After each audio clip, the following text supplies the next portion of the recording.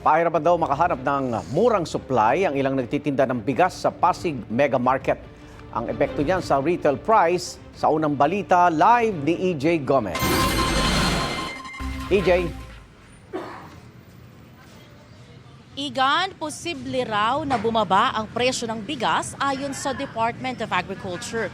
Mas mababa raw kasi ang presyo sa world market at patuloy ang pagdating ng rice imports sa bansa.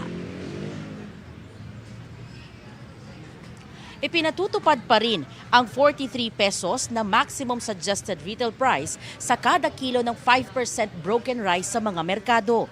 Pero dito sa Pasig Mega Market, tumaas ang presyo ng ilang klase ng bigas. Ayon sa tinderang si Belen, nahihirapan kasi silang makakuha ng murang supply. Sa kuha niyang video, kita ang mahabang pila ng mga rice vendors sa isang warehouse at supplier sa Bulacan. Ang ilan, umabot daw sa mahigit isang araw ang pagkuha ng supply. Kaya napipilitan daw ang iba na maghanap ng ibang mapagkukunan kahit mas mataas ang presyo. Kaya ang retail price nila tumaas ng 2 pesos hanggang 5 pesos. Ang kada kilo ng ordinaryong local rice mabibili sa 29 pesos hanggang 48 pesos. Ang premium naman nasa 52 pesos hanggang 63 pesos ang kada kilo. Ang imported rice naman, gaya ng Hasmin at yung inaangkat mula sa Thailand, ibinebenta sa 52 pesos hanggang 56 pesos kada kilo. Ang presyo noon nasa 43 hanggang 48 pesos lang kada kilo. Sabi ng Agriculture Department, tuloy-tuloy ang kanilang monitoring sa mga palengke para maiwasan ang pagtaas ng presyo ng bigas. Ayon pa sa DA, may sapat na supply ng bigas sa bansa dahil sa patuloy na pagdating ng imported rice kasunod ng pag-lift ng import ban. Kaya lang hindi kami nakakakuha ng mababa pa. Kaya ganun. Ang nakukuha ko yung medyo mataas pa ang presyo. Kumuha muna ako ng ibang klaseng bigas para may maibenta ako. Pero matumal naman niya yun eh. Matumal pa rin. Although nakakabenta naman. Nabila naman sila pa ko konti. At least supportive lang na pang araw-araw nila na may makakain.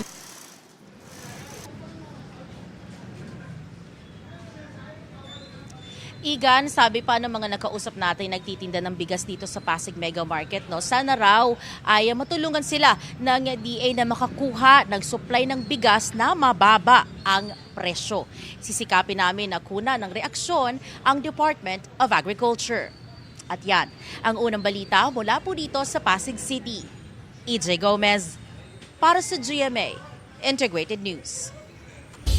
Peke ang kumakalat na medical documents na iniuugnay kay Pangulong Bongbong Marcos ayon sa Malacanang. Sabi ng palasyo, hindi nakasaad sa mga dokumento ang tunay na health condition ng Pangulo. Aktibo at patuloy raw ang Pangulo sa pagtupad sa kaniyang mga tungkulin. Sabi rin ng St. Luke's Medical Center, Peke ang kumakalat na medical records. Nagbibigay raw sila ng dokumento sa mismong pasyente at hindi sa publiko base sa Data Privacy Act. Naglabas din ng video ang Malacanang bilang patunay raw na patuloy ang paggaling ng Pangulo sa sakit na diverticulitis. Okay na. Ang giling ng mga doktor ko. Binigyan lang ako ng mga gamot. At saka patuloy pa rin yung aking antibiotics. Pero okay na ako. In fact, nakapag-EDC meeting na kami nung Lunes with most of the cabinet. Magpupulong na sa February 2 ang mga miyembro ng House Committee on Justice para talakayin ang dalawang impeachment complaints laban kay Pangulong Bongbong Marcos. Tiwala naman ng isang kongresista na sufficient in form and substance ang inendorso niyang reklamo. May unang balita si Tina Panganiban Perez. Ipinamahagi ng House Committee on Justice ang abisong ito sa mga miyembro nito para sa kauna-unahang pulong ng komite sa dalawang impeachment complaints laban kay Pangulong Bongbong Marcos sa February 2. Kasama sa paksa ang pag-consolidate o pag-isahin ang dalawang reklamo. As far as the Justice Committee is concerned, dapat isang impeachment complaint na lang ang pinag-uusapan natin. Kasunod nito ang pagsuri kung sufficient in form ang reklamo. Pag sinabi po nating sufficiency in form, we have to check if the complaint is signed either by a private individual or a House member. If it is signed by a private individual, we have to check if there is the accompanying resolution by a House member. And then in both cases, dapat verified yan, pinanumpaan before an authorized administering officer. Kung lusot sa sufficiency in form, sufficiency in substance naman ang titingnan.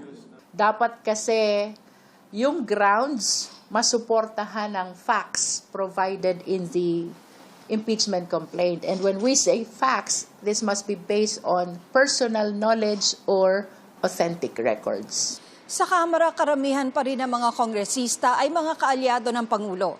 Kaya para kay House Committee on Justice Chair Jervy Luistro, ang pinakamalaking hamon para sa kanila ay ang manatiling independent. The faith and allegiance that we have, we owe it to the Filipino people and not to anyone else.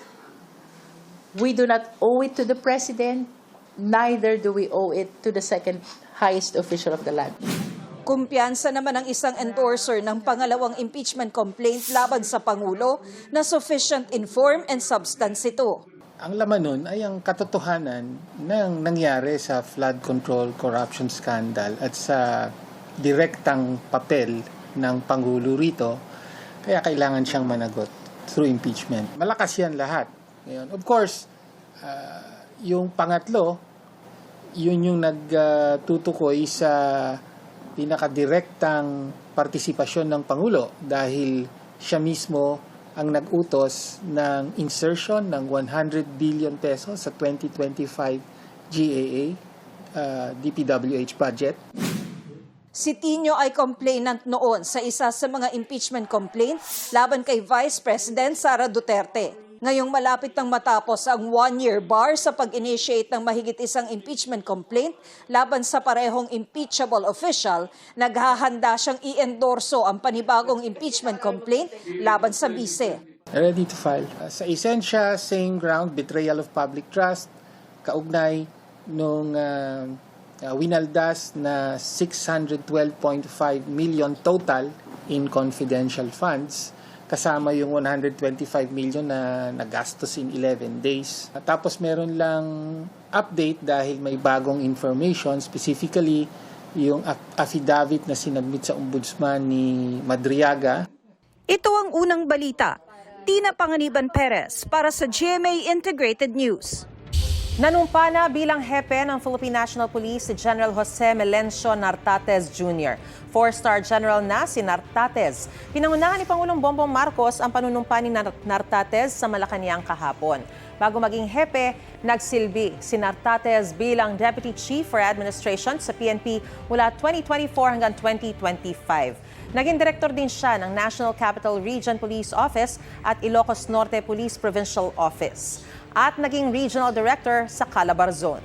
Pinalitan ni Nartates si dating PNP Chief Nicolas Torre III na ngayon General Manager ng MMDA. May mga dapat daw ayusin infrastruktura sa ilang bike lanes sa Metro Manila ayon kay MMDA General Manager Nicolas Torre III. At live mula sa Pasig may unang balita si James Agustin. James, ano-ano ito? Maris, good morning. Sinuri ni MMDA General Manager Nicolas Torre III ngayong umaga ang kalagayan ng bike lane sa ilang lugar dito sa Metro Manila habang isinusulong ang kanyang advokasya. Sakay ng kanyang bisikleta, binagtas ni Torre ang EDSA kanina, maging ang Ortigas Avenue hanggang sa makarating sa Meralco Avenue at Julia Vargas Avenue. Isinusulong niya ang road sharing at pagbibisikleta na bukod sa maganda na raw sa kalusugan, makakatulong pa sa pagbawas sa dami ng volume ng mga sasakyan. Aminado si Torre na dapat na may mga ayusin sa infrastruktura sa ilang bike lanes. Car-centric nga tayo, ang mga kalsada natin punong-puno palagi, lalo na ngayong rush hour. Kaya inulit ko na naman ang pagbibisikleta sapagkat matagal ko na rin advokasya ito. There is room for everyone and itong bisikleta is kung maiksi lang ang biyahe mo, kung mga 15-20 kilometers lang, kayang-kaya ng bisikleta yan, wala pang isang oras yan. Ang infrastructure, obviously, kailangan nating i-improve, more bike lanes, pero hindi siya naman mandatory talaga na mandatory except maybe for the big roads like EDSA, yan, pwede ka malagay ng bike lane, Commonwealth, Quezon Avenue, yan, sa mga malalaki. Pero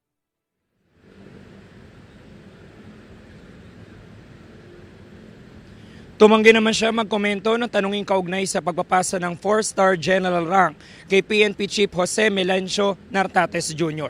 Samantala Maris, tumagal ng mahigit isang oras yung pagbibisikleta ni Torre at may distansya po yan ng halos 16 kilometers bago siya makarating dito sa MMDA Head Office sa Pasig City.